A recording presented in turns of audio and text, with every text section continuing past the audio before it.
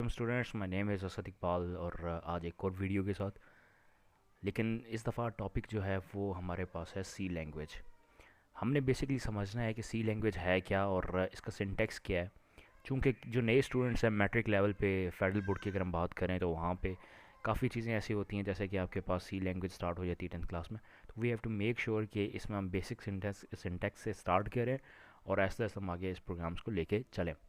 तो आज जो मेरा पहला मेन कॉन्सेप्ट है उसकी तरफ मैं लेके आऊँगा आप लोगों को। बेटा, आप लोगों ने ये चीज़ समझनी है कि आपके पास कुछ लाइब्रेरीज़ होती हैं सी लैंग्वेज के अंदर, और उनमें से जो बेसिक होती हैं वो आपके पास ये hash include studio dot H और hash include conio dot H, ये दो आपके पास बेसिक हैं और इन्हीं को आज मैं डिस्कस करूँगा।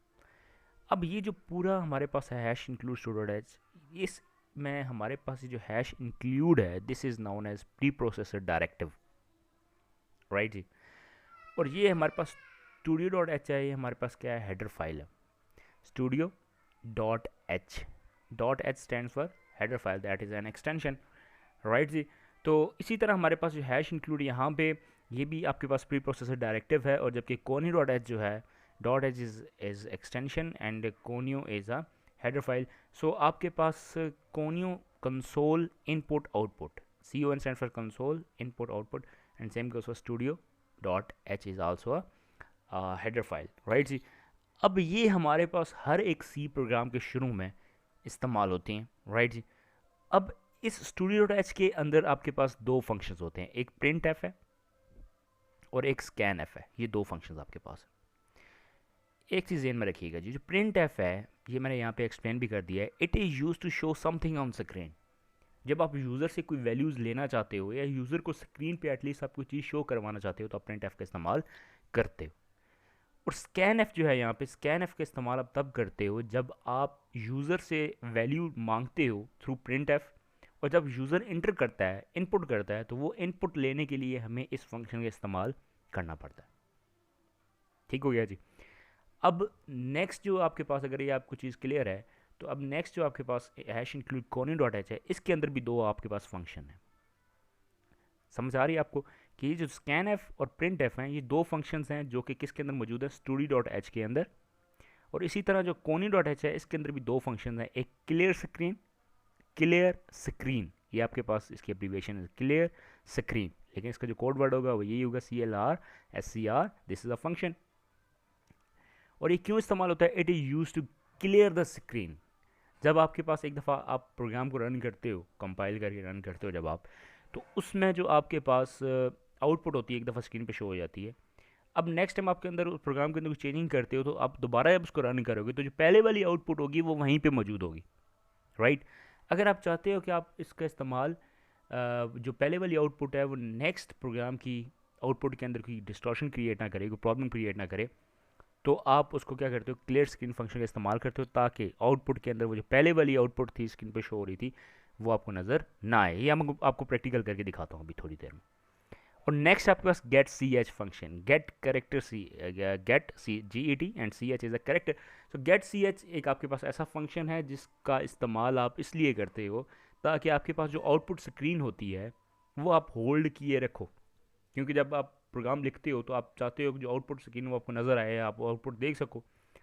लेकिन आउटपुट स्क्रीन तब तक आपके सामने मौजूद नहीं होगी जब तक आप हर प्रोग्राम के एंड पे गेट सी एच ना लगाओ। ठीक है जी। हर प्रोग्राम के एंड पे जब तक आप गेट सी एच नहीं लगाओगे तो आपके पास जो आउटपुट स्क्रीन होगी वो आएगी, ब्लिंक करके चली जाएगी, या हो सकता है आए ही नहीं। तो we have to make sure in every program that we have to place this गेट सी एच at the end of the program so that we can have a proper screen, and that is known as output screen, and we can see the output, right। अब ये जो आगे आपको दो brackets नज़र आती हैं, हर एक प्रिंट एफ के बाद है, स्कैन एफ के बाद है, क्लियर स्क्रीन के बाद है, गेट सी एच के बाद है। तो ये जो दो ब्रैकेट्स हैं ना बेटा, ये आपको शो करती हैं कि ये फंक्शन है राइट जी। ये क्या आपके पास फंक्शन है। होपफुली ये चीज़ आपको समझ आ गई होगी। अगर आपको ये चीज़ समझ आ गई है तो हम ओपन कर लेते हैं जी टर्बो C++। ये आपके पास एक सी प्रोग्राम का एडिटर है, C++ भी इस पर चल जाती है। तो इसको हम ओपन कर लेते हैं, ये मैंने इंस्टॉल की हुई है, ये आपको मिल जाएगी, आप इसको गूगल से देख सकते हो, सॉफ्टवेयर को ओपन कर सकते हो। ये आपके पास स्टार्ट टर्बो किया आपने, स्टार्ट हो गया। अब आपको ये भी सिखाना मैं चाहूँगा कि आपका ये फाइल है, आपने फाइल के ऊपर क्लिक करना है, फाइल के ऊपर क्लिक करने के बाद आपके पास न्यू है, न्यू को आपने ओपन कर लेना है, ठीक है। अब मैं यहाँ पे लिखता हूँ तो आपने साथ साथ देखना है इसको कि सबसे पहले आपके पास क्या होगा, हैश इंक्लूड, सबसे पहले वही बातें हैं जो आपको बताई थी, स्टूडियो डॉट एच, नेक्स्ट वही चीज़, hash include conio dot H, ठीक है जी, ये आपने लगा लिया स्टूडियो डॉट एच और कोनियो डॉट एच। ये आपके पास सबसे पहले क्या हो गया, ये आपके पास हेडर फाइल्स हैं जिनके बारे में आपको बताया था मैंने कि इसके अंदर आपके पास प्रिंट एफ और स्कैन एफ होता है, और इसके अंदर आपके पास कोनी डॉट एच के अंदर आपके पास दो फंक्शन होते हैं, क्लियर स्क्रीन और गेट सी एच, राइट। अब मैं आपको एक बताऊं कि अब मैंने एक फंक्शन बनाना है जो कि हमारे पास मेन फंक्शन है और ये हर एक प्रोग्राम के अंदर मौजूद होता है। तो right now what I am going to do is void main, right, void main, void is a return type, ये आपके पास वाइड है, mean this function is going to return nothing सिफर, ठीक है, and main is the name of function. So चूंकि ये function इसलिए दो आगे ब्रैकेट्स लगी हुई हैं, राइट। तो आपने ये लाजमी लगाना है, मेन फंक्शन हर प्रोग्राम के अंदर होगा। उसके बाद आपने एक कर्ली ब्रैकेट लगानी है यहाँ पे और यहाँ पे हमारा प्रोग्राम स्टार्ट हो गया। अब चूंकि ये बेसिक प्रोग्राम है इसलिए मैं आपको बताना चाहूँगा कि आपने एक कोई भी स्टेटमेंट आप स्क्रीन पे प्रिंट करवाना चाह रहे हो तो वो कैसे प्रिंट करवाओगे। तो आप सबसे पहले इस्तेमाल करोगे प्रिंट एफ फंक्शन का, प्रिंट एफ, उसके बाद ब्रैकेट, राइट, और डबल कोटेशन के अंदर आपने वो चीज़ लिखनी है, कोई भी जो चीज़ है। लेट्स सपोज मैं लिखना चाहता हूँ I love cricket, I love cricket, okay, so I right it, और this is known as statement terminator, statement terminator, this is a semicolon, this is known as statement terminator। so this is statement terminator, C language के अंदर इसको कहते हैं। इसका क्या मतलब होता है, इसका मतलब ये होता है कि आपने हर स्टेटमेंट के एंड पे लगाना होता है मोस्टली, लेकिन यहाँ पे चूंकि हमने नहीं लगाया क्योंकि यहाँ पे हमें ज़रूरत नहीं है, ना ही हम यहाँ पे लगाते हैं, ओके जी। उसके बाद ये आपके पास आई लव क्रिकेट हो गया जी, ठीक है।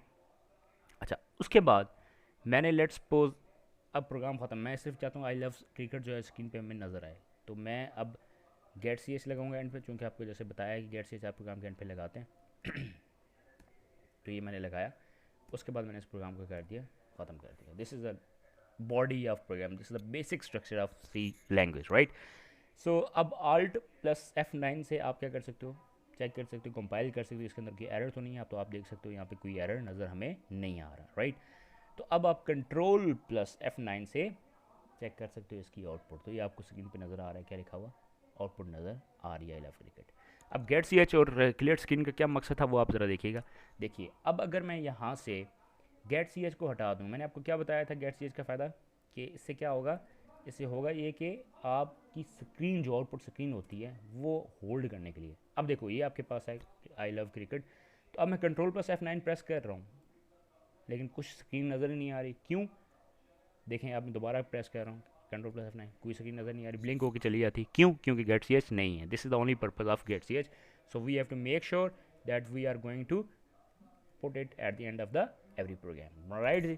सो ये आपके पास आ गया गेट सी एच, ओके। अब आपको मैं बताता हूँ कि क्लियर स्क्रीन का क्या मकसद है। क्लियर स्क्रीन का मकसद ये है कि आप जब इस क्लियर स्क्रीन को लगाते हो, ये क्लियर स्क्रीन आपके पास, ये आपने लगा लिया, ओके।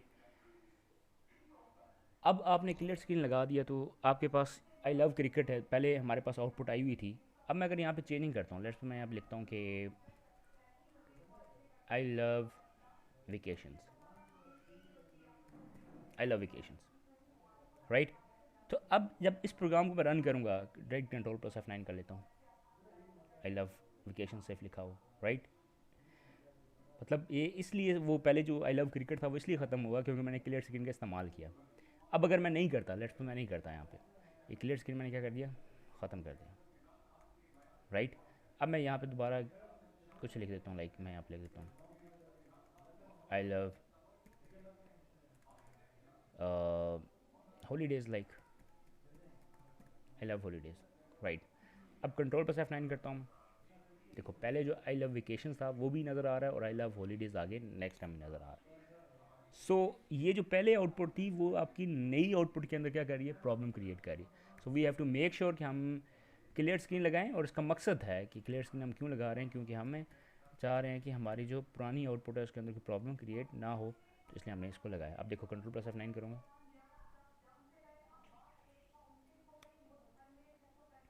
यहाँ पे एरर आ रहा है, देखते हैं क्या एरर है। तो स्टेटमेंट ये मिसिंग है, देखें यहाँ पे बता रहा है कि मिसिंग है स्टेटमेंट। यस, यहाँ पे हमें स्टेटमेंट टर्मिनेटर लगाना था, तो हमने लगाया स्टेटमेंट टर्मिनेटर, और अब हमने Ctrl+F9 किया तो हमारे पास क्या आ गया, आई लव हॉलीडेज़, और जो पहले वाली आउटपुट थी वो नई आउटपुट के अंदर कोई प्रॉब्लम क्रिएट नहीं कर रही। होपफुली आपको चीज़ें क्लियर हो गई होंगी, समझ आ गई होंगी। अगर इवन देन आपको कोई प्रॉब्लम है तो आप कमेंट्स में पूछ सकते हो, और अगर आपको ये वीडियो पसंद आई है तो काइंडली इस चैनल को सब्सक्राइब कीजिए और साथ में बेल आइकन पे भी क्लिक कीजिए। Thank you so very much. इसी तरह मैं आगे मज़ीद वीडियोस बनाता रहूँगा सी लैंग्वेज के रिलेटेड। होपफुली आप लोगों को पसंद आएंगी, और आपने चैनल सब्सक्राइब करना नहीं भूलना। Thank you.